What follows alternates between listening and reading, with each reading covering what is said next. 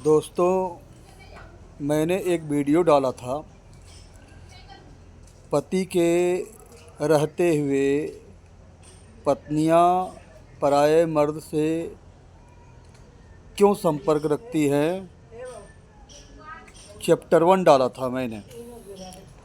पति के रहते पत्नियां पराये मर्द से क्यों संपर्क रखती हैं, चैप्टर 1 डाला था। लेकिन आज मैं पति के रहते हुए पत्नियां क्यों गैर पुरुषों से अपना संबंध स्थापित करती हैं, क्यों दूसरे का सहारा ढूंढती हैं, चैप्टर 2 लास्ट वीडियो डाल रहा हूँ उस विषय पे। तो मेरा कहना ये है कि कितना भी बड़ा पतिदेव जी, कितना भी बड़ा पैसे कमाने वाले हों, कितना भी मान सम्मान के साथ अच्छे समाज में, अच्छे सोसाइटी में, अच्छे ऑफिस में वो जॉब करते हों, लेकिन कुछ लोग ऐसे होते हैं दोस्तों कि अपना पैसा रिश्तेदारों में बांटना, कोई मुंह खोलकर मांग दिया, लाख 2 लाख दे दिया, बहन बहनोई को हमेशा संभालते आए, जबकि बहन बहनोई के बच्चे भी हो गए, बच्चे बड़े भी हो गए, फिर भी पता नहीं कौन से ऐसी खुजली मची रहती है पति देवों को, जो सब कुछ उनके रिश्तेदार सक्षम रहते हुए लालच तो हर किसी के अंदर होती है। सामने वाले को देख लिया अच्छा खासा कमा रहा है, बस उनके मन में लालच हो जाती है। और लालच जब हद से ज़्यादा जब बढ़ जाती है कि जब देखते हैं कि सामने वाला मेरा भाई या मेरा साला या मेरा बहनोई, चाहे जो भी कोई हो, बहुत सीधा साधा है, मेरे कुछ कहने पे वो बात को नहीं काटेगा, तो क्या करते हैं लोग, उसके सीधेपन का नाजायज़ फ़ायदा उठाते हैं। और कुछ लोग ऐसे होते हैं कि सीधा होने के साथ साथ हद से ज़्यादा वो पतिदेव जो होते हैं वो चालाक होते हैं। उन पुरुषों की बात कर रहा हूँ जो अपना घर, अपना परिवार उजाड़ने में कोई कसर नहीं छोड़ते हैं, लेकिन उनको समझ में नहीं आता है कि किस वजह से मेरा परिवार बिखर रहा है, किस वजह से परिवार बिखर रहा है। और वो क्या करते हैं कि अपने घर में कोई भी रिश्तेदार आया मांग दी, तो वहाँ पर क्या होता है, मैंने कुछ महंगे महंगे दोस्तों गिफ्ट भी खरीद कर देना, महंगे महंगे, जबकि वो लोग स्वयं को सक्षम होते हैं हर एक चीज़ प्राप्त करने के लिए, तो महंगे महंगे गिफ्ट खरीद कर देना, ज़रूरत की चीज़ें देना। अब वहाँ पर जब पत्नी क्या करती है, जब रोक टोक करती है, जब समझाती है पत्नी, देखो जी ऐसा मत करो, आपके भी बच्चे हैं, उनका भविष्य है। और सभी लोग जानते हैं, बुजुर्गों ने भी सिखाया है कि बूंद बूंद से तालाब भरता है। दोस्तों, माँ लक्ष्मी का कहना है, गौर से सुनिएगा, माँ लक्ष्मी का कहना है, आज तुम मुझे बचा लो। माँ लक्ष्मी जी का कहना है, आज मुझे, दोस्तों माँ लक्ष्मी जी का कहना है, आज तुम मुझे बचा लो, आज तुम मुझे बचा लो, कल तुम्हें मैं बचा लूँगी। इसका तात्पर्य आप समझते हैं।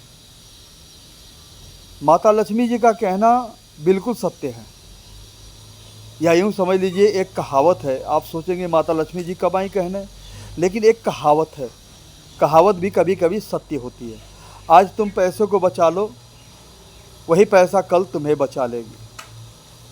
तो जब पत्नी इस तरीके से समझाती है अपने पति को, तो पति सीधे कहते हैं कि तुम क्या घर की मालकिन हो, तुम ज़्यादा मालिक बन रही हो, हम तुम्हारे कहने पे चलेंगे। फिर एक बात बताइए, फिर वो क्यों चाहते हैं कि पत्नी हमारे कहने में चले, मैं जैसे कहूँ वैसे पत्नी मेरी करे, मने वो क्यों चाहते हैं कि मतलब जो भी मैं मुख से शब्द निकालूं वो राम बाण की तरह हो, उस पर पत्नियां अमल करें और तुरंत मेरी बात को ना काटें और कभी भी ना शब्द ना कहें। ऐसा क्यों अपेक्षा करते हैं पत्नियों से? पति पत्नी का रिश्ता जो होता है बंधुओं, एक चक्की के दो पार्ट होते हैं, या यूँ कहिए कि एक साइकिल के दो पहिए होते हैं। जब आप ये सोचते हैं कि पत्नी हर एक बात माने, तरे यारों उसकी कम से कम 10 नहीं तो 2 बातें तो मान लो, 2 बातें तो मान लो। अच्छा, वहाँ पर कुंठित होकर पत्नियाँ क्या करती हैं? वहाँ पर कुंठित होकर, या यूँ समझ लीजिए कि एक तरह से रोगग्रस्त हो जाती हैं। वो तनाव हो जाता है इतना कि तनाव मुक्त कभी नहीं होती हैं। इतना उनके दिमाग में टेंशन, चिंता हो जाती है जो चिंता मुक्त हो ही नहीं पाती हैं। और यहाँ तक जब अपने मायके कहती हैं तो मायके के कुछ लोग ऐसे पढ़े लिखे होते हैं जो माँ बाप कहते हैं, अरे बेटी मायके से डोली कंधे पर जाती है, ससुराल पे अर्थी पे आती है, सब कुछ तुम्हारा वहीं पर है, अब देखो तुम्हें ही सारा कुछ संवारना संभालना है। लेकिन कभी भी मायके पक्ष के लोग भी कुछ लोग होते हैं जो उसके पीड़ा को नहीं समझ पाते अपने बेटी की। तो वहीं पर कुछ पत्नियां होती हैं जो अपने बच्चों के संग या तो फरार हो जाती हैं या अपने बच्चों के संग आत्महत्या कर लेती हैं या खुदकुशी कर लेती हैं। लेकिन पतिदेवों को क्या है, दूसरी शादी हो जाएगी, क्या दिक्कत पड़ता है। यहाँ तक ले कि इतना सब कुछ टेंशलाइज होने के बाद ये औरतें कभी कभी निर्दोष बालकों पर अपना गुस्सा उतार देती हैं, इतना पीटती हैं। उनको ये नहीं समझ में आता है कि हमारे बच्चे जो नन्हे नन्हे हैं, जो 4 साल 5 साल आयु के हैं, जो 2 साल 1 साल आयु के हैं, जो 8 महीने का बच्चा है, उसको मारने से इसके शरीर पर क्या असर होगा, इसका कितना मतलब दुष्प्रभाव पड़ेगा, ये नहीं समझ में। लेकिन उस बेचारी की भी क्या गलती है, इतना कुंठाग्रस्त हो जाती है वो कि उसको कुछ दिखाई नहीं देता है। पत्नी को समय नहीं देना, कभी कभी तो पत्नियों को यानी उन औरतों को हिस्टीरिया जैसी बीमारी का भी सामना करना पड़ जाता है। हिस्टीरिया जैसी बीमारी का सामना करना पड़ जाता है। और जब ऐसी बीमारी उनको लग जाती है तो फिर वो नहीं देखती है मान सम्मान को। मान सम्मान को एकदम पैरों के नीचे दबाकर, चाहे अपने बगल में, चाहे पड़ोसी से, चाहे गैर से, चाहे कहीं भी किसी से भी संपर्क बनाने में, यानी यूँ कहें या गैर मर्द से संपर्क बनाने में कभी भी गुरेज नहीं करती हैं, क्योंकि उनकी आंखों के सामने सिर्फ एक ही चीज़ दिखाई देता है। जैसे अर्जुन को चिड़िया की आंख दिखाई दे रही थी, बाकी अगल बगल में उन्हें कुछ नहीं दिखाई दे रहा था, उसी तरह से इन पत्नियों को, इन औरतों को आगे पीछे अगल बगल में चारों दिशाओं में मान सम्मान की जो धागाएँ हैं ये कुछ भी नहीं दिखाई देती हैं। दोस्तों, बंधुओं, एक बात और कहना चाहूँगा। मैंने कुछ लड़के के माँ बाप में भी मैंने कुछ अपने आँखों से कमी देखा है। बहुत से ऐसे हम जाते हैं, देखने को मिलता है। यानी यूँ कहें कि जो पत्नियाँ होती हैं उनके सास ससुर, यानी यूँ कह लीजिए कि लड़के के माँ बाप, जैसे लड़के, जैसे 4 भाई हैं, 5 भाई हैं, तो माँ बाप क्या करते हैं कि सारे भाइयों को सक्षम हो जाते हैं, सब लोग अपने पैरों पर खड़ा हो जाते हैं, और उसमें से 4 बच्चे जो हैं थोड़ा दिमाग से टेढ़े होते हैं और हद से ज़्यादा वो चालाक होते हैं, अपने बीवियों के बस में होते हैं। अपने बीवियों को लेकर कोई बम्बई निकल गया, कोई पूना निकल गया, कोई कोलकाता निकल गया, कोई देहरादून निकल गया, कोई नासिक निकल गया। अपना कमा रहे हैं, कमाते कमाते वहाँ फ्लैट भी ले लिए, रहने लगे। घर पर 1 रुपया नहीं देना उनको समझ में नहीं आता है कि मतलब कि माँ बाप का खर्चा कैसे चलेगा। और तो और उन माँ बाप की मैं बता रहा हूँ, यानी कि सास ससुर की बात कर रहा हूँ मैं। पता है क्या करते हैं, वो भी कम नहीं होते हैं। वो इतना हद से ज़्यादा चालाक होते हैं कि ऐसे लोगों को तो मैं कहता हूँ कि हे भगवान, इनका इंसाफ आप ही करना। ये लोग ऐसे होते हैं कि ये दोगलपन वाली आँखों से देखते हैं। मैं उसी पति की बात कर रहा हूँ कि कमा रहा है, जिसके मैं पिछले बार चैप्टर 1 में भी बताया था, चैप्टर 2 में भी बता रहा हूँ। उसी की कमाई का सास ससुर भी नाजायज़ फ़ायदा उठाते हैं, यानी उस लड़के के माँ बाप भी नाजायज़ फ़ायदा उठाते हैं। लड़का इतना संस्कारिक होता है उनके नज़र में, इतना मतलब कि भोलापन होता है, इतना मतलब बहुत अच्छा होता है उनके नज़र में, क्योंकि सारा कमाई विदेशों का या चाहे परदेश का कमाई माँ बाप के पास भेज देता है। माँ बाप क्या करते हैं, कोई बच्चा आया लड़ झगड़ के, हाँ मुझे ये बनाना वो बनाना है, भाई उनके लिए तो औलाद सभी है, लेकिन उनको ये नहीं दिखा देता सभी लोग एडजस्ट हो चुके हैं, सभी लोग अलग अलग फ्लैट ले लिए हैं, सभी अलग अलग अपनी कोठियाँ बना चुके हैं, अपने कमाई से घर पर कुछ नहीं दे रहे हैं, फिर भी उस बेचारे का पैसा उठाकर उन लोगों में डिवाइड कर देना, उन लोगों में डिवाइड कर देना। और नहीं कहते हैं अरे फलाने वो तुम्हारा छोटा वाला भाई, यार तुम्हारा मझला वाला भाई कह रहा था फ्लैट लेने के लिए, तो कुछ पैसे की डिमांड कर रहा था, तो कहाँ से, वो संस्कारिक है, उसकी आंख पर तो पट्टी बंधा है, कहाँ से देखेगा वो तो भाई दे ही देगा। तो ऐसे में उन माँ बाप के लिए क्या करना चाहिए, जब उनको दिखाई देता उन अंधों को दिखाई देता है कि जब उसके 4 बच्चे अलग अलग बना लिए, सक्षम हो गए, अपने पैरों पर खड़ा हो चुके हैं, उनके बच्चों को भी आगे की भविष्य की कोई चिंता नहीं है, मैंने उनके 2 पुश्त आराम से चल सकते, इतना उनके बच्चों ने कर दिया है। फिर एक बच्चा जब कर रहा है तो उनको तो शिक्षा देना चाहिए, भैया जो पैसे अगर भेज रहा है आपके पास तो बड़ी मान सम्मान की बात है, आपका इज्जत कर रहा है, आप उन पैसे को सहेज कर रखिए, ताकि उस बच्चे के लिए भी कहीं भविष्य में अगर वो नहीं समझ पा रहा है आपके प्यार दुलार में, यानी कि आपके ममता में इतना मतलब पागल हो गया है, इतना संस्कारिक हो गया है, तो कम से कम आप उसके बच्चों को और उसके परिवार को तो बारे में सोचना इन लोगों का काम बनता है। लेकिन नहीं, ऐसे सास ससुर हैं जो ये लोग भी चुपके से उसकी कमाई को उठाकर बेटी को दे देना, दामाद को दे देना, और जो भाई जो उनके बने पड़े हैं राजा महाराजा, और उनको मजबूत करना। तो ऐसे में वो पत्नियाँ, वो औरतें क्या करेंगी, या तो छोड़ के भग जाएंगी किसी के संग, ऐसा हुआ भी है, भगी भी हैं और दूसरी जगह जाके ज़िंदगी भी गुजार रही हैं।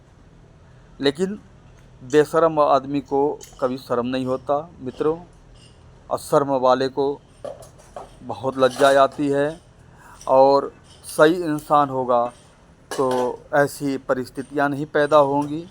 और शायद मेरे इस वीडियो में कहे हुए शब्द हो सकता है कि बहुत से पुरुषों को बुरा लगेगा, लेकिन जिसको बुरा लगेगा, मैं उन भाइयों से हाथ जोड़कर नम्र निवेदन करते हुए मैं उनसे एक विनती करूंगा कि मेरे शब्दों को सुनकर आप बुरा न मानकर, आप अपने ऊपर ये मेरे बातों को न लेकर एक बार आंख बंद करके आप अपने दृष्टि को पूरे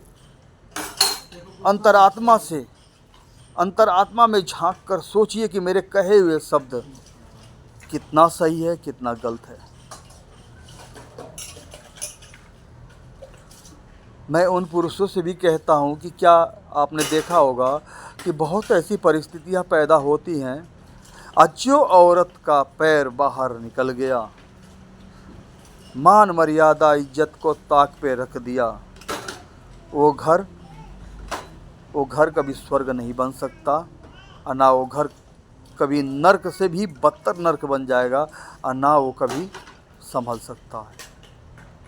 तो मित्रों, इंसान जो भी आया है उसको एक दिन जाना है, ये परम सत्य है।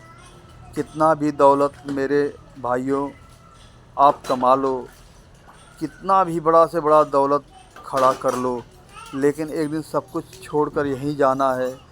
मैं जानता हूँ कि इच्छा कभी भी किसी की पूरी नहीं हुई है। भगवान वामन जब 3 पग भूमि मांगे, राजा बलि ने कहा, हे ब्राह्मण आप इतना मांग लो कि आपको कहीं मांगना ना पड़े। उन्होंने छोटा सा उत्तर दिया, मुझे 3 पग भूमि चाहिए राजन, क्योंकि इच्छा कभी किसी की पूरी नहीं हुई है। राजन, क्या आपकी इच्छा पूरी हो गई?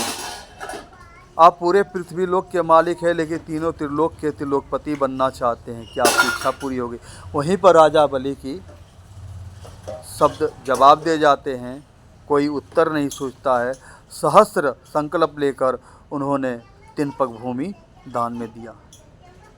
तो इच्छा कभी भी मित्रों किसी की पूरी नहीं होती। कितना भी खड़ा कर ले, कितना भी धन दौलत की आडंबर खड़ा कर ले, लेकिन सब कुछ यहीं पर रह जाएगा। लेकिन जब तक ले हो मित्रों, कुछ ऐसा करो कि जीवन कभी भी किसी का तकलीफ़ में ना हो। मैं कोई साधु सन्यासी नहीं हूँ, बस दूसरे का देख कर कि यूट्यूब पर कैसे वीडियो डालते हैं मैं भी डालने लगा। और जब डालने लगा तो मैं हर तरह का भी वीडियो डालता हूँ, कॉमेडी भी डालता हूँ, हर तरह का डालता हूँ। समय आएगा तो मैं डांसिंग की भी वीडियो डालूँगा, हर तरह की वीडियो डालूँगा, क्योंकि हर तरह से ज़िंदगी में जीने की कोशिश करता हूँ। मैं प्रत्यक्ष रूप से अपने जहाँ रहता हूँ वहाँ तो नहीं जीता हूँ, लेकिन हाँ वीडियो के माध्यम से, ये माध्यम ऐसा है कि इसमें मैं हर तरह की ज़िंदगी जीता हूँ। इस सिर्फ यूट्यूब वीडियो के माध्यम से मैं अपनी ज़िंदगी हर तरह से जीता हूँ और मैं खुश हूँ, चाहे मेरे पास पैसा हो या ना हो। परेशानियाँ सबके पास होती हैं, मेरे पास भी है, जिसके पास ज़्यादा से ज़्यादा है उसके पास भी है। तो दोस्तों, अगर मेरे कहे हुए शब्दों में, अगर मेरे वाणी में या मेरे कोई भी वाक्य में, मेरे वक्तव्य में कोई भी गलती अगर मैं बोल गया हूँ, तो आप लोगों से, सभी धर्म के भाइयों से हाथ जोड़कर क्षमा प्रार्थी हूँ, मुझे क्षमा कर दें। और अगर थोड़ी सी जहमत उठाकर कमेंट में मुझे आप मेरी गलतियों को आप बता सकते हैं। आप मुझे डांट कर भी मेरी गलतियों को बता सकते हैं, मैं उसमें सुधार करने की कोशिश करूंगा। इसी के साथ साथ आप लोग का नमस्कार करते हुए राधे राधे, जय श्री राम, हर हर महादेव।